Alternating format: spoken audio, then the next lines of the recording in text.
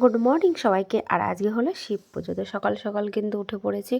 উঠে দেখি এদিকে মা মানে উঠোন লেপেছি একটুখানি, এমনিতেই গোবর টবর পাওয়া যায় না, তো যাই হোক কোত্থেকে একটু গোবর এনে উঠোন লেপেছে। আর আমি উঠে কিন্তু ঘর আমার মানে লেপা মানে পোছা লাগানো হয়ে গেছে পুরো, একদম ঘর থেকে পুরো বাইরে এই সব জায়গাগুলো একদম সমস্তটা আমি কিন্তু পুছে নিয়েছি। আর এই হলো আমাদের মন্দির, এইখানেই পুজো হবে। প্রথমে ভেবেছিলাম বাপের বাড়িতে যাব, তারপরে দেখলাম বাড়ির সামনে পুজো হবে, এখানেই থাকি। ননদ থাকতে চেয়েছিল না, তো আমি বললাম তুমি যদি উপোস থাকো তাহলে আমি যাব না। ওইদিকে বোন টোনরা বারবার ফোন করছে, কিন্তু কি আর করা যাবে, শ্বশুরবাড়ি পুজো হতে নিজের বাড়ি পুজো হতে কি আর বাপের বাড়ি যেতে ইচ্ছা করে। তো যাই হোক এইখানেই পুজো হবে, তো তার আগে কিন্তু যাব শিমলিবাস। তো সের জন্য আমার রেডি হওয়া দরকার সকাল সকাল। তো এইদিকে আমি ঘরটা লেপা হয়ে গেছে, তারপরে আমি রান্নাঘরটা কি ভীষণ নোংরা, তো সবার আগে ছেলেকে আমি খাইয়ে নেব আর রান্নাঘরটা একটু পরিষ্কার করে নেবো, ততক্ষণ ছেলের খাবারটা একটু ঠান্ডা হবে, কারণ গরম তো। এদিকে বরের জন্য চা বসিয়েছি, বরকে চা খেতে দিয়ে আমি ছেলেকে খাইয়ে নেব। ছেলেকে খাইয়ে তারপরে স্নান করব বা অন্য জোগাড় যন্ত্র করব। তো সবাইকে একটা কথা বলি, দেখো আজকে কিন্তু শিব পুজো। শিব পুজোয় কিন্তু সবারই একটা যখন আমরা ছোট ছিলাম তখন ঠাম্মাদের কাছে মানে ঠাম্মাদের কথা শুনে শুনে বলতাম যে শিবের মতো বর চাই, শিবের মতো বর চাই। তো এখন আর শিবের মতো বর আর চাই না। মানে শিব ঠাকুরকে একটা কথাই বলি যে শিব মানে ঠাকুর, শিব ঠাকুর যেন বরটা তোমার মতো না হয় কিন্তু ভালো হয়, মানে নেশা ভাঙ না করলেই বেশ ভালো হয় না। আজকালকার বররা তো প্রচুর নেশা করে, তো তার জন্য এখনকার মেয়েরা শিবের মতো বর কেউ চায় না। আগে চাইতো, মা ঠাকুমাদের যুগে হলে আগে চাইতো, আমরাও চেয়েছি ছোট্টবেলায়, কিন্তু এখন বড় যখন হয়ে গেছি মানে ওই নেশাগ্রস্ত বর আর কেউ পছন্দ করে না।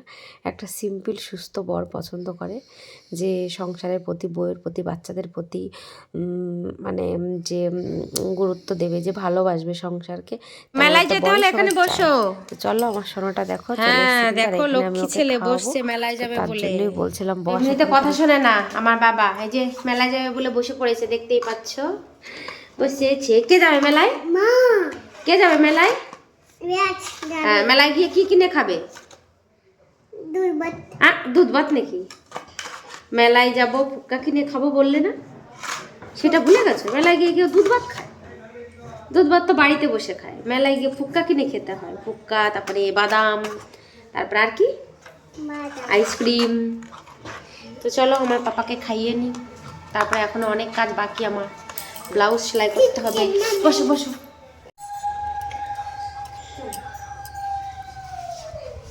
তো শিব পুজোর এইগুলো সাজ, যাবো এখন শিমলিবার জল ঢালতে। হ্যাঁ, আর তার আগে যাচ্ছি এই আমাদের মন্দিরে জল ঢালতে, তো চলো যাই। মানুষের কীরকম কপাল বলো, এই যে ভাইটা দেখতে পাচ্ছ আমাদের পাড়ায় বাড়ি, মানে হঠাৎই কীরকম একটা রোগ হয়েছে, ধরতেও পারছে না কিছু।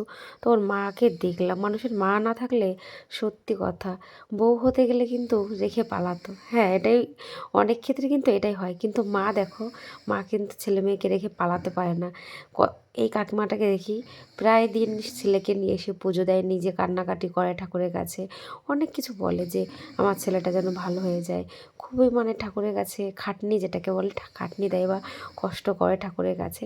তো যাই হোক আমরা কিন্তু শিমলাসে চলে এসেছি, আর শিমলাসে মেলা দেখতে পাচ্ছ কতটা ভিড়, মারাত্মক ভিড় হয়েছিল। আমি তো বেশি ভিডিও করতেই পারিনি, কারণ মেলার ভিতরে অত ভিড়ে। এদিকে মানে যেটাই করে দুধ গঙ্গা জল নিয়েছি সেটা ঢালবো। আর এইখানে দেখতে পাচ্ছ সেলফি মানে ভিডিও করার, সেলফি ভিডিও করার একটা জায়গা করেছিল, তো আমি কিন্তু এইখানেই ভিডিও করেছিলাম, একটা রিলস বানিয়েছিলাম, 40 টাকা নিয়েছিল। তো তারপরে কিন্তু আমাদের পুজো হয়ে গেছে, এখন আমরা বাড়ি ফিরবো। তো চলো বাড়ি যাওয়ার আগে মায়ের কাছে যাবো।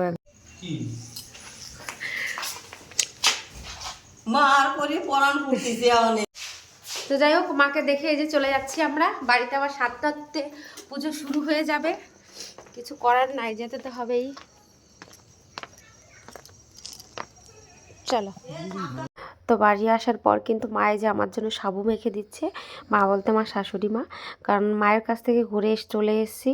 আর এসে মানে মারা খেয়েছিল সাবু মাখা, কিন্তু আমি খাইনি, আর আমার সাবু মাখা খেতে ভালোও লাগে না। তো মা বলছে আমি মেখে দিচ্ছি তুমি খাও। দেখো আমরা সবসময় কিন্তু নিজের মাকে অনেকটা বেশি ভালোবাসি। দেখো শাশুড়িরা সংসারের সমস্ত কাজ করে কিন্তু আমাদের চিন্তা নাই করতে পারে, কিন্তু আমাদের তো কর্তব্য না শাশুড়িকে বা শ্বশুরবাড়ির সকলকে ভালো রাখা, ভালো ভালোবাসা।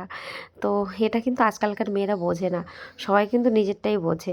তো যাই হোক, কিছু কিছু মানুষ তো শাশুড়ির নাম নাম শুনলেই মানে তাদের গায়ে জ্বালা পোড়া উঠে যায়, মানে ফোস্কা পড়ে যায়।